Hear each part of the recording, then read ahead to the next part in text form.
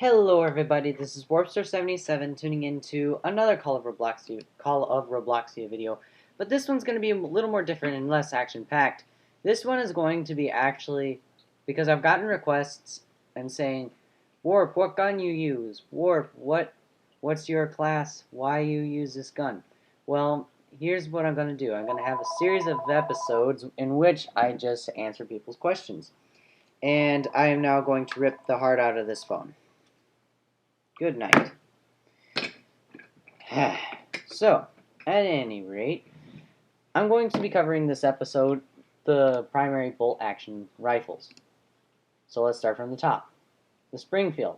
Now, I purchased and dabbled with all the rifles to see how they worked in the game.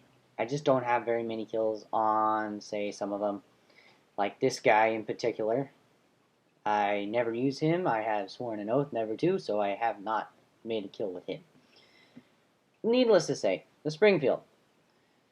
The M1908 Springfield model Remington made was a very reliable, very commonly used weapon in World War I, commonly World War II, and sometimes in Korea, in some places of Korea.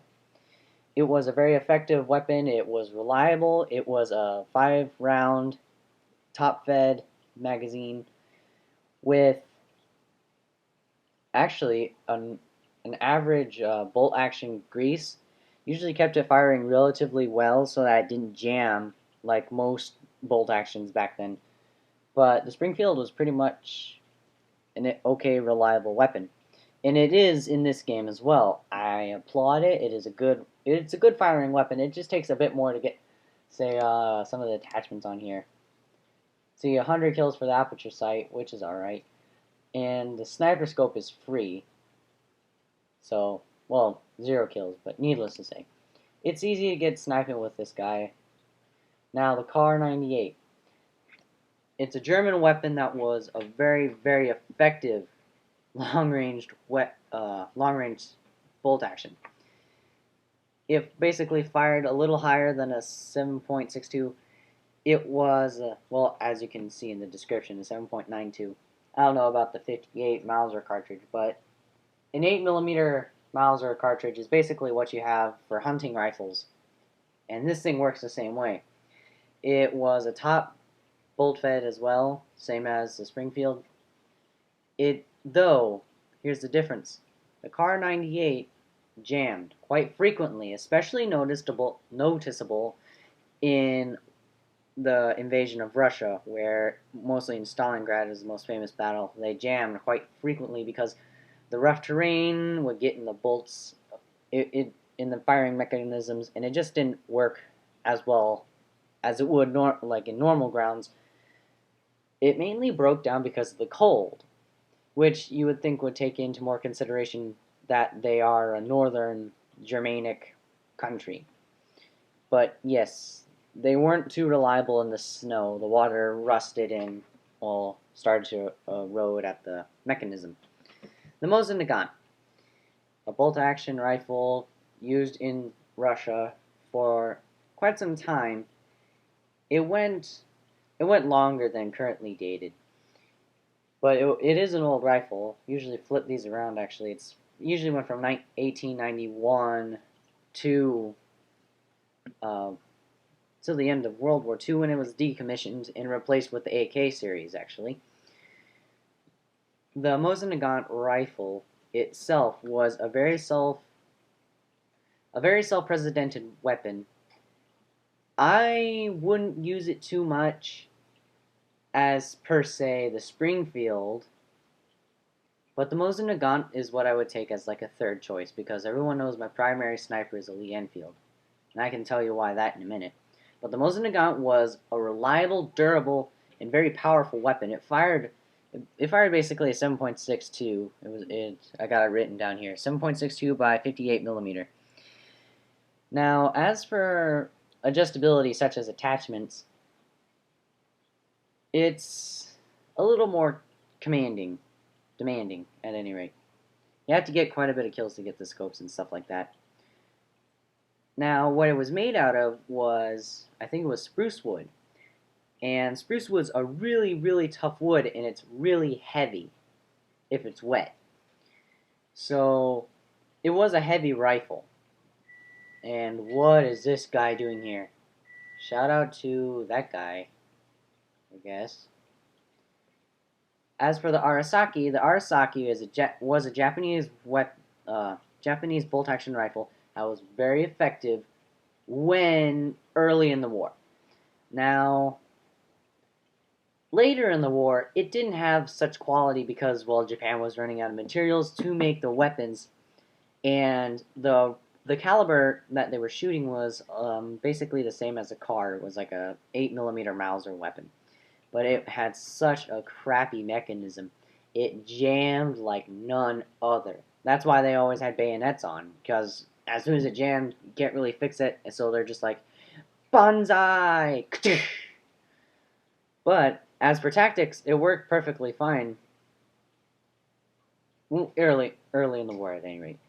Now, the Lee Enfield is a British weapon that was commissioned, and it had 10 bullets, as the common thing is, but it wasn't top-fed. It was bottom-fed.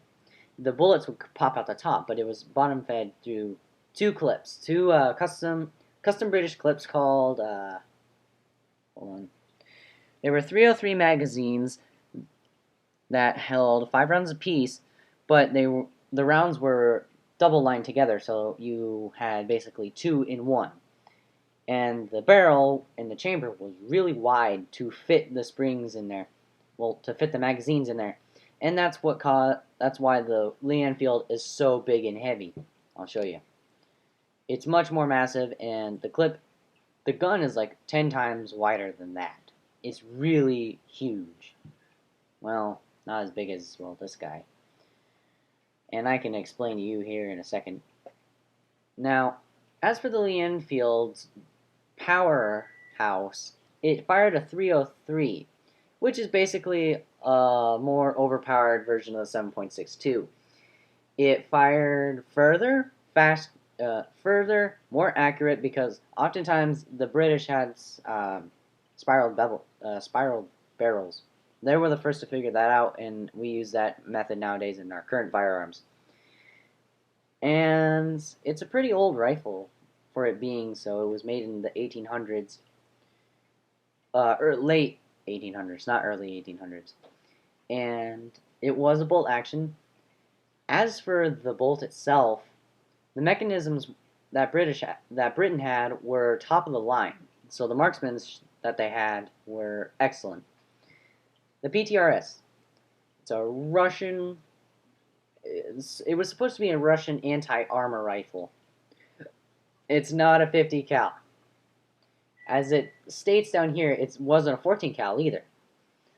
What it fired was a heavy 16.77 round.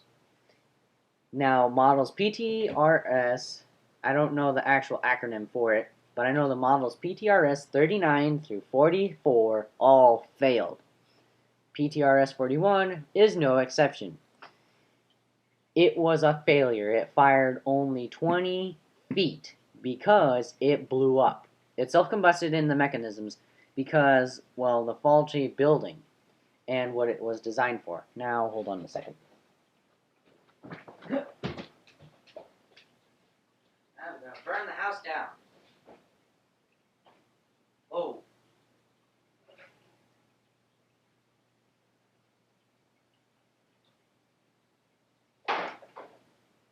Good Lord.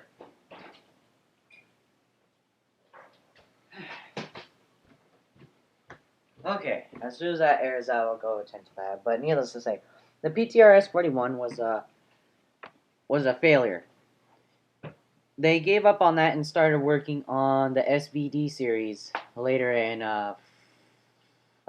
55, I think, 54.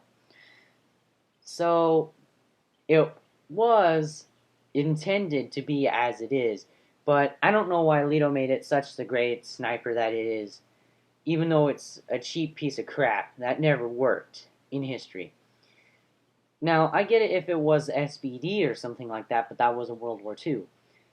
A more common version of the sniper rifle that was used for anti-tank would be it's actually a German weapon. The the M's the MG15. It was designed as an anti-tank machine gun basically, and it cut through the armor really well. And I think that would be a better solution. True, it's not a sniper, but it's also not fake. And that's all the time I have for this. And tune in next time, and we'll cover more, a little more interesting of a topic. We'll be covering rifles.